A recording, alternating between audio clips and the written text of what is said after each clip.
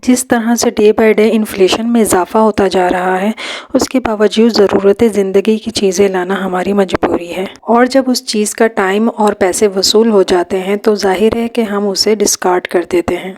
लेकिन अगर हम उन्हीं चीज़ों को स्मार्टली कुछ DIY या हैक्स करके रीयूज़ कर लेते हैं तो हमारे काफ़ी पैसे बच सकते हैं। So keep watching. अस्सलाम वालेकुम everyone, welcome back to my channel tips and tricks with Hina. I hope you all are good and I am also fine, अल्हम्दुलिल्लाह। ये दो बैग जो कि काफ़ी पुराने हैं, किसी की जिप ख़राब हो गई है तो किसी से दिल भर गया है।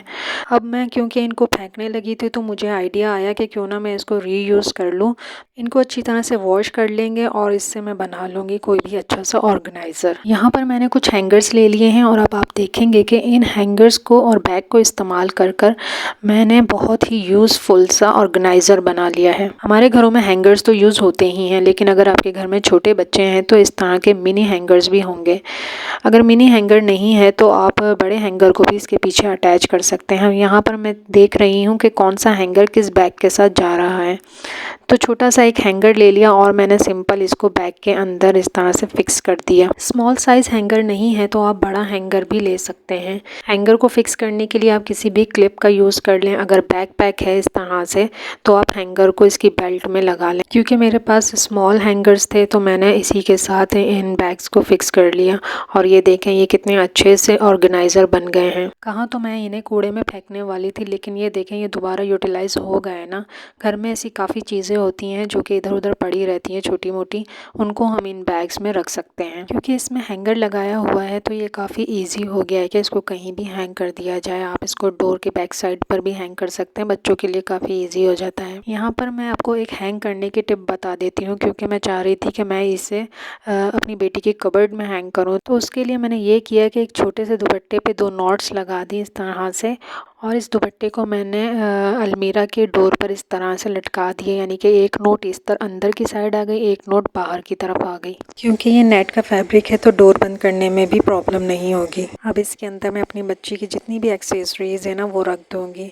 पोनीज़ वगैरह तो कभी भी टाइम पर मिलती ही नहीं है। चीज़ों को अगर एक डेडिकेटेड जगह मिल जाए ना तो उनको संभालना भी बहुत आसान होता है और वक्त आने पर चीज़ें हमेशा फ़ौरन मिल भी जाती हैं। और साथ ही साथ बच्चे भी रिस्पॉन्सिबल हो जाते हैं कि जिस चीज़ को हमने जहाँ से उठाया है इस्तेमाल करने के बाद हमें वहीं रखना है। आई होप कि आपको मेरा यह आइडिया पसंद आया होगा। ग्रॉसरी में आने वाले सामान के मुख्तलिफ बॉक्सेस को फेंकने के बजाय इससे हम बहुत सारे ऑर्गेनाइजर्स बना सकते हैं, जिसमें से एक ऑर्गेनाइजर इन खाली बॉक्सेस को लेकर आज मैं आपके साथ शेयर करने वाली हूँ। ऑर्गेनाइजर बनाने के लिए सबसे पहले मैं इन बॉक्सेस को खोल लूँगी, यानी कि फ्लैट कर लूँगी बिल्कुल। किसी भी शार्प ऑब्जेक्ट की हेल्प से इन जॉइंट्स को मैंने खोल लिया है। इस ऑर्गेनाइज़र को बनाने के लिए मैंने 3 मुख्तलिफ साइज़ के बॉक्सेस ले लिए हैं और इनको एक एक करके खोल लिया है। बॉक्स की अच्छी तरह से क्रीज बना देंगे। क्रीज बनाने के बाद उल्टा करके इसको दोबारा उसी शेप में हम इसको बंद कर देंगे जिस शेप में ये थे पहले। कोई भी ग्लू लेकर इसको हम सीधा नहीं बल्कि उल्टा फोल्ड कर देंगे, उल्टा बंद कर देंगे इसको। आगे जाके मैं आपको बताती हूँ कि ऐसा हम क्यों करेंगे, क्यों हम इसको उल्टा करके बंद करेंगे। बॉक्सेस को ग्लू से वापस उल्टा जोड़ने के बाद ये 3 डिफरेंट शेप्स हमारे पास आ चुकी हैं।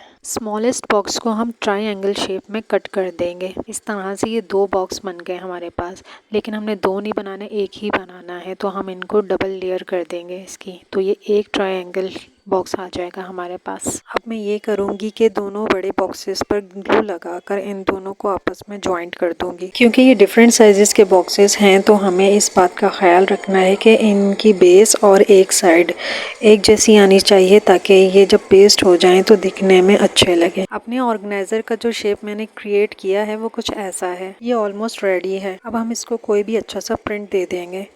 पोल्का डॉट्स क्योंकि मेरा फेवरेट प्रिंट है तो मैंने इसके ऊपर डॉट्स बना दिए, जिससे ये और भी खूबसूरत हो जाएगा हमारा ऑर्गेनाइज़र। अब आपको यकीनन समझ में आ गया होगा कि मैंने बॉक्सेस को उल्टा क्यों फोल्ड किया था। ऑर्गेनाइज़र को खूबसूरत सी लुक देने के लिए हम किसी भी गिफ्ट पेपर, वॉल पेपर या किसी भी शीट का इस्तेमाल करते हैं।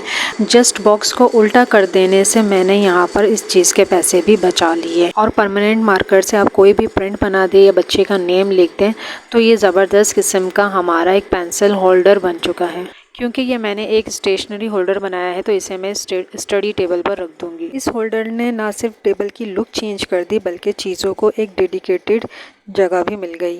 और हाथ से बनाई गई चीज़ों का तो चार्म ही अलग होता है। अब जैसे ये चिप्स का खाली बॉक्स है, इसको भी हम एज अ ऑर्गेनाइज़र यूज़ कर सकते हैं। इसमें हम बच्चों के पेन, पेंसिल और कलर्स रख सकते हैं और दूसरे पर्पज़ के लिए भी इसको इस्तेमाल किया जा सकता है। जैसे कि ये अब एक टूटा हुआ टॉय है, वेस्ट मटेरियल है ना, इसको भी मैंने रीयूज़ कर लिया। तो इसमें भी अब छोटा मोटा स्टेशनरी का सामान आ जाएगा। बच्चे बार बार पेंसिल शार्प करते हैं, उसका कचरा भी इसी में आ जाएगा, बार बार घर में मैस नहीं होगा। आज मैंने आपको बताया कि वेस्ट मटेरियल को रीयूज़ करके आप किस तरह से अच्छे अच्छे ऑर्गेनाइज़र बना सकते हैं। तो अगर आपको मेरी आज की वीडियो पसंद आई हो तो मेरे चैनल को लाइक, शेयर एंड सब्सक्राइब करना बिल्कुल ना भूलिएगा और बेल आइकन को भी क्लिक कर दीजिएगा ताकि फ्यूचर में आने वाली वीडियोज़ के नोटिफिकेशंस आपको मिलते रहें। So take good care of yourself. Allah Hafiz.